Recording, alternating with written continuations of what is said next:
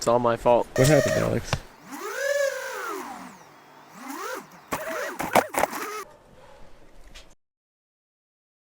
We're gonna see if we can knock this thing out.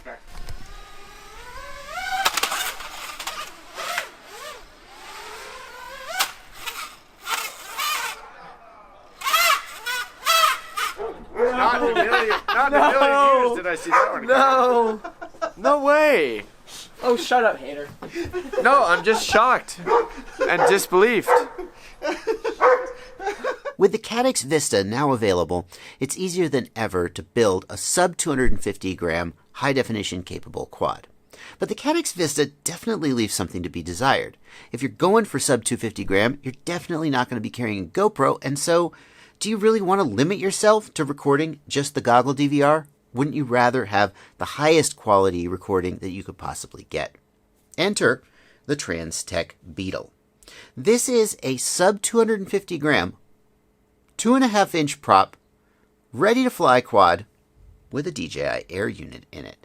And frankly, when I first saw it, I said, this thing is going to be crap. Sorry, Transtec, that was my first impulse. My first thought was, Transtec has shoehorned an Air Unit into a 2.5-inch quad. It's going to be overweight. It's going to fly like crap. And Transtec said, will you please just let us send it to you and see if you like it? And I said, fine. And I am glad to say that I could not have been more wrong. This thing flies. I'm going to show you. You're going to see for yourself. I'm Joshua Bardwell. You're going to learn something today.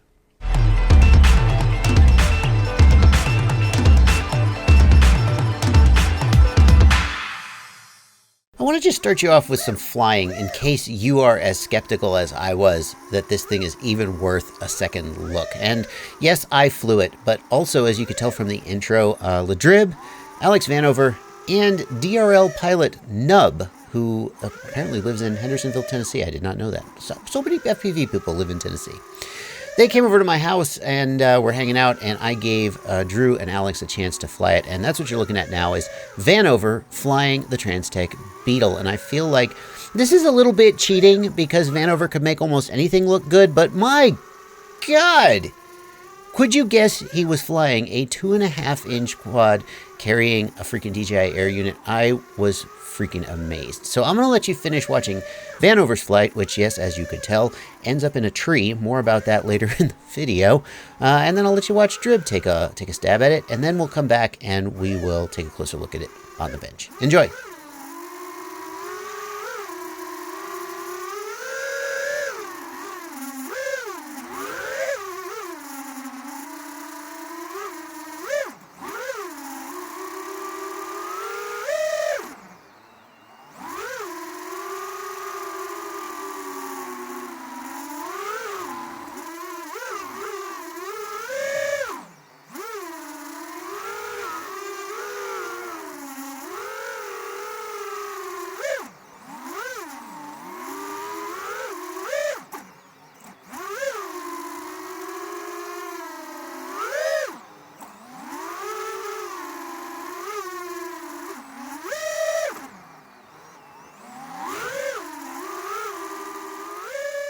As we come to the end here, and yes, Vanover does put it in a tree, I want to comment, I also put this in a tree my first time flying it, and so that means I'm just as good a pilot as Vanover, clearly.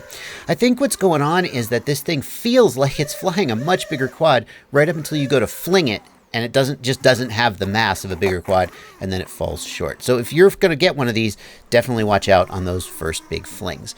Now we're going to watch Drew fly his pack, and I feel a little bit bad showing you this because Drew is oftentimes much pickier about which flights he shows, and he gave me permission to show this one, but he's just feeling it out. It's not like a showpiece reel. I think Drew's slower, floatier style definitely shows the smoothness of the motors and the prop wash handling of this quad in a way that Alex's more dynamic style maybe didn't.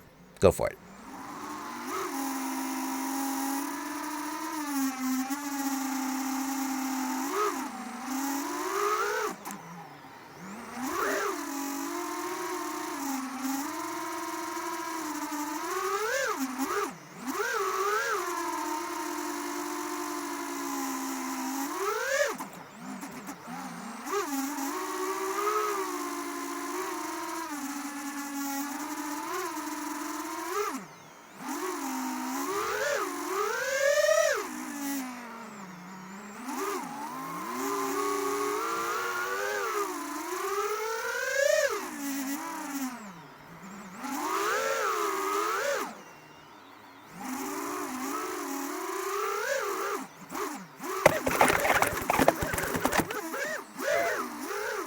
Are you amazed? I'm amazed. I really, it doesn't feel underpowered. Those flights were with 850 milliamp hour 4S packs. It's recommended for a 650 milliamp hour, so it was actually heavier than it's actually recommended to be. The 850s are what I have for my Acrobat, so that's what I threw on there. And that's the stock tune. I didn't tune it. It's just, okay, granted, Alex Van Overen and Ladrib can make just about any quad look like it's amazing. Don't get me wrong, but it's really shockingly good, and it's really fun to fly, and it's reasonably durable. You can see that we finally broke some of the props, but even after putting it in a treetop, knocking it out of a treetop more than once, it has held up, and it flies pretty good, and I'm so impressed with it, and now I want to share it with you. Let's start with what might be the most interesting spec, the weight, and this is the dry weight with no battery. It comes in at 139 grams, 140 grams. If we then add one of these Xylo 850 milliamp hour 4S's, comes in at 241 grams, room to spare under that 250 gram threshold. No registration, no remote ID, and 250 grams is the magic number. And that 250 grams does include a full DJI Air Unit. You could certainly build this with a CATX Vista, and it would get about 20 or 30 grams lighter. I don't know the exact number off the top of my head, but you wouldn't have onboard recording. And frankly, I feel like onboard recording and the ability to record audio and the improved heat dissipation, for me, that really makes a difference. I don't think you're giving up a lot by going with the Air Unit in this build. It certainly flies well. Although the motors aren't marked, they are 1106 4500 kV, just about right for 4S on these 2.5-inch props. Are they good motors? They're made by Transtec. They seem to fly okay, and I haven't broken one yet. In order to make room for the Air Unit, the flight controller and the ESC are not stacked on top of each other. They're front to back, and that doesn't really matter. Some people ask whether having the flight controller off-center affects flight characteristics.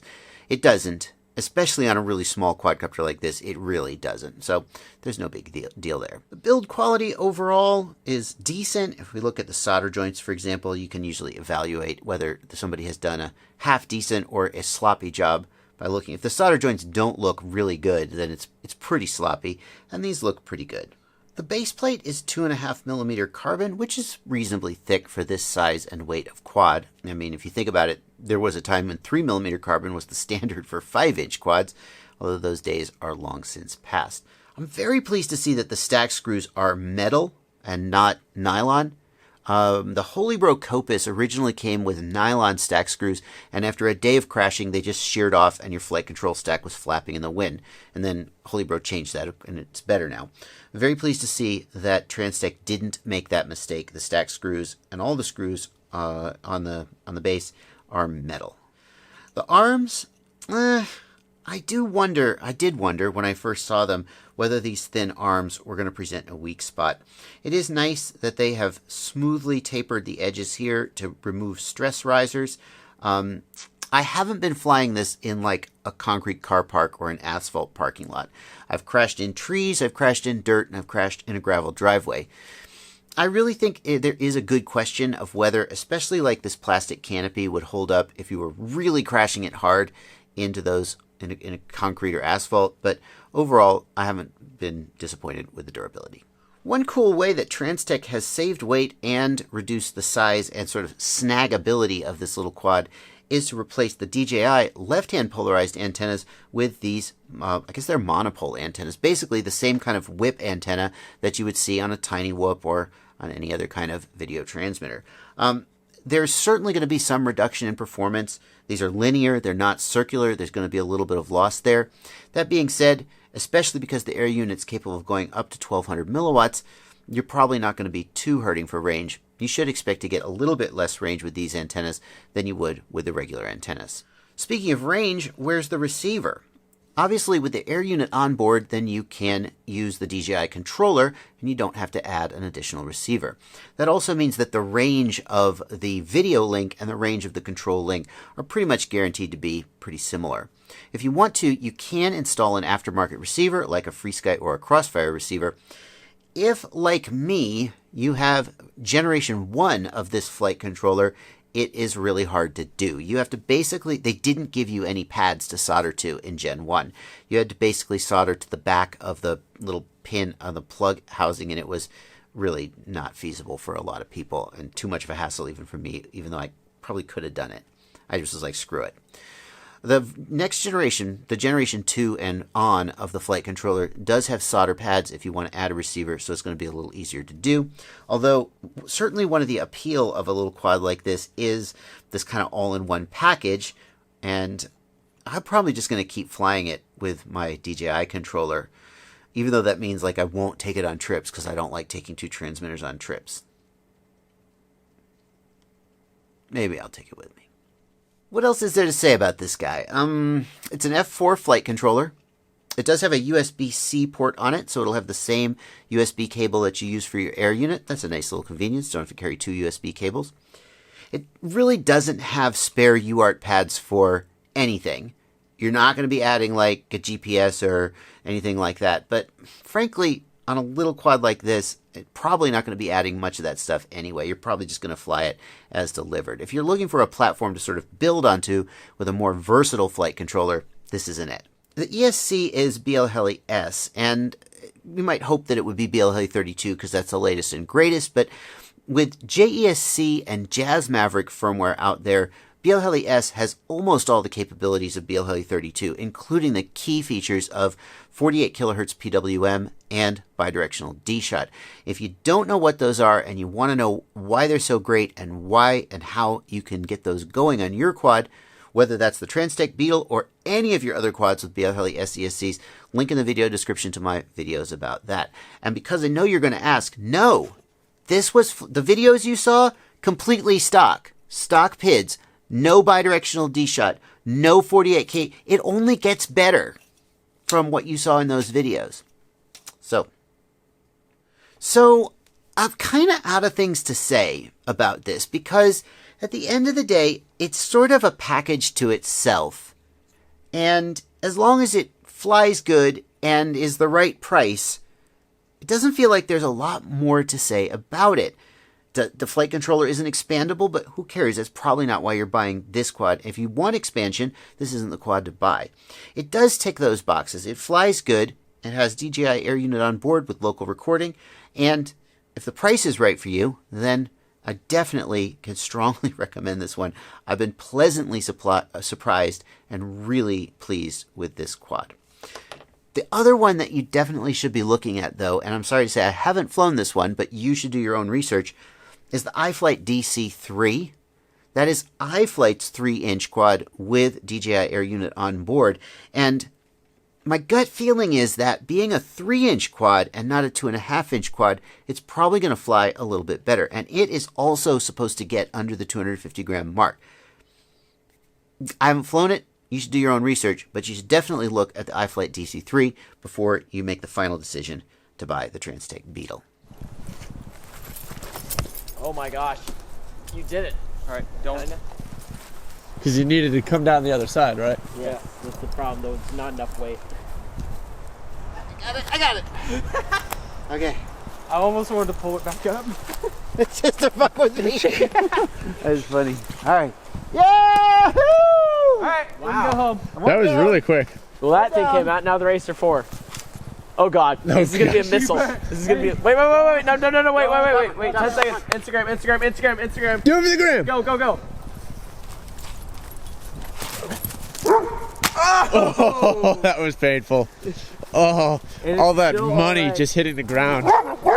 Well, okay, that is the Transtec Beetle, and that's pretty much it for this review. I mean, I like to dive deep, but at the end of the day, there's not a lot of depth to this product. It just does one thing really freaking well. DJI, freestyle, fun, under 250 grams. That's the Transtec Beetle. Link in the video description if you decide to get it. It is an affiliate link. In case you didn't know, I get a small commission anytime you make any purchase after you click one of those affiliate links. It's one of the ways you can support me. It doesn't cost you anything. It's easy to do. Thank you guys so much for watching. Happy flying.